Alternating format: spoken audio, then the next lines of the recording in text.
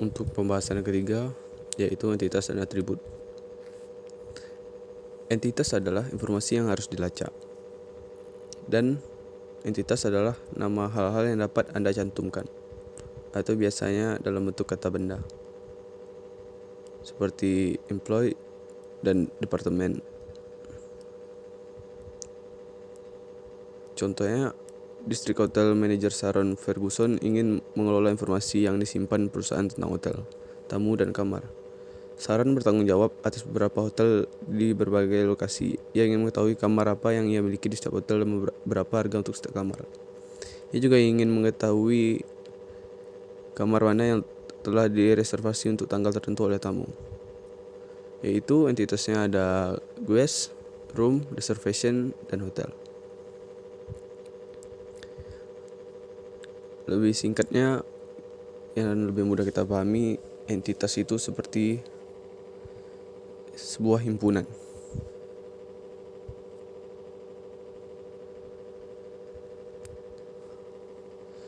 Jenis entitas. Suatu entitas dapat diklasifikasikan sebagai salah satu jenis berikut. Yaitu yang pertama primer, dengan ada secara independen. Contohnya customer dan instruktur. Yang kedua, karakteristik, ada karena entitas primer lain, yaitu order, class, numbering. Dan ada persimpangan, ada karena dua atau beberapa entitas, order item, class, enrollment. Entitas dan intents. Entitas berisi intents. Entitas muncul sekali dalam satu entitas. Entitas menunjukkan rangkaian intents yang menarik bagi bisnis tertentu. Contohnya seperti tabel di bawah ini, entitas person dengan intents John Smith, produk dengan paku tembaga, dan produk type tipe paku, dan job pemain bola.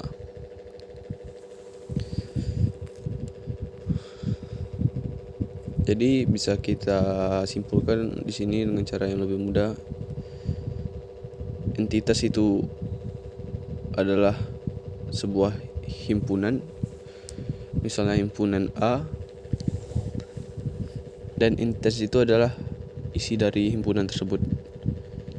Misalnya dalam himpunan A ada A1, A2, A3, dan A4.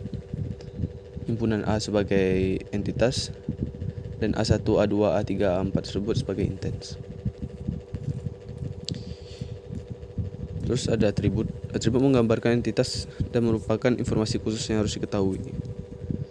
Atribut merupakan detail properti bernilai tunggal dari sebuah entitas. Contohnya jika seseorang itu dengan atribut nama, usia, alamat, nomor telepon, dan jenis kelamin.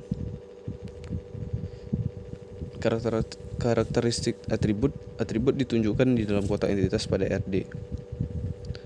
Nama atribut terdiri dari satu dan gabungan huruf besar atau huruf kecil. Pada sebagian besar kasus, nama atribut tidak boleh menyertakan nama entitas, karena atribut memenuhi syarat dengan nama entitas. Karakteristik atribut juga diklasifikasikan sebagai salah satu dari berikut ini. Wajib atau nol tidak diizinkan ditunjukkan dengan tanda bintang. Opsional atau nol diizinkan ditunjukkan dengan huruf O kecil. Atribut volatile dan non volatile. Atribut volatile merupakan atribut tidak stabil atau contoh usia, yaitu bisa berubah-ubah, bisa bertambah. Dan atribut non volatile merupakan atribut stabil, contohnya tanggal lahir. Soalnya tanggal lahir seseorang tidak akan berubah sampai kapanpun.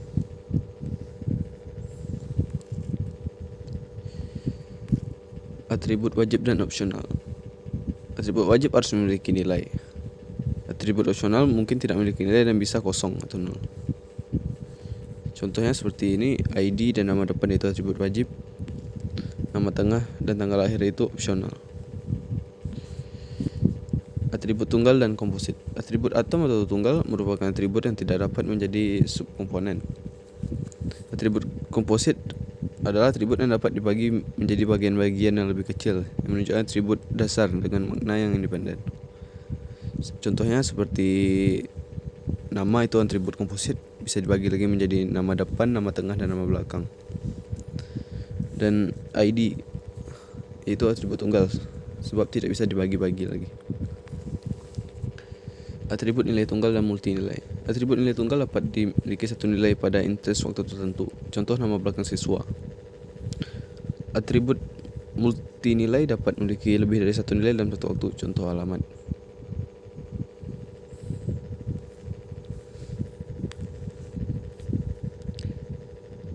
Notasi Barker. Aturan untuk menggambar entitas. Entitas ditunjukkan sebagai persegi dengan sudut bulat. Entitas harus diberikan nama dan nama harus diletakkan di dalam entitas pada sudut di kiri atas. Nama entitas harus dalam bentuk huruf besar. Nama entitas harus berbentuk tunggal atau tidak boleh beberapa kata. Notasi Barker, aturan untuk menggambar atribut. Atribut harus ditulis agar setiap orang, tidak hanya pengembang, dapat memahaminya. Atribut harus ditulis dengan huruf pertama dan setiap kata dalam huruf besar dan selebihnya dalam huruf kecil.